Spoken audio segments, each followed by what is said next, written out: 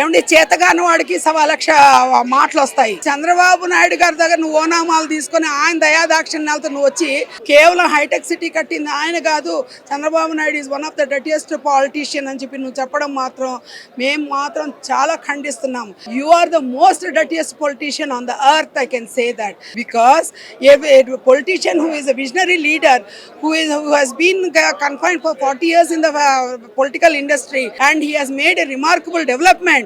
It's a shame on the part of the KCR that he has uttered that kind of language, unparliamentary language.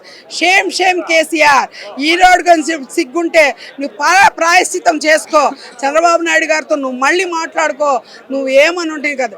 ఎందుకంటే నువ్వు Chandrababu Naidu target చేశారు కాబట్టి ఈరోజు ప్రజలందరూ నిన్ను టార్గెట్ చేసి you became one of the most dirtiest politician and you are ఈ రోజు నీ కూతుర్ని బయటకు తెచ్చుకోలేని దుస్థితిలో ఉన్నా అంటే నువ్వు ఎంత డర్టీ పొలిటీషియన్ నువ్వు అర్థం చేసుకోవాలి.